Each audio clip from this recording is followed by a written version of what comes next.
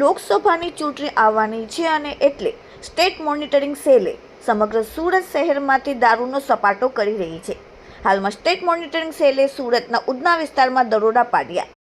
સુરતના ઉધના વિસ્તારમાં એક ઘરમાં રોડ નંબર 4 અને રોડ નંબર 6 ગલી નંબર 31 ના ઘરની અંદર દારૂ છુપાવવામાં આવેલું હતું. ઉધના પોલીસ સ્ટેશનની હદના વિસ્તારમાં કાર્યવાહી સ્ટેટ મોનિટરિંગ સેલે દરોડા પાડીને કરી.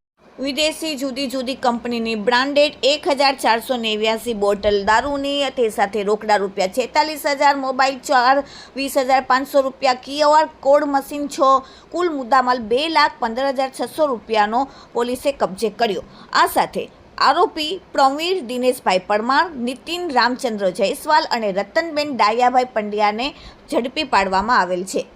જ્યારે સફીકુદ્દીન ઉર્ફે લાલો સિમાદા, તરુરુદ્દીન ફારૂકી શેખ 2, સોહિલુદ્દીન ફારૂકી શેખ 3, શકીલુદ્દીન ફારૂકી શેખ 4, અલ્તાફ રઈસ શેખ 5, મોહસિન પઠાણ 6, દીપક પંડ્યા 7, કાઝીમુદ્દીન અને QR કોડ માલિક આ તમામ ઉધના સંજયનગર ખાતે રહે છે, જેને હમણાં વોન્ટેડ જાહેર કરવામાં આવેલ છે.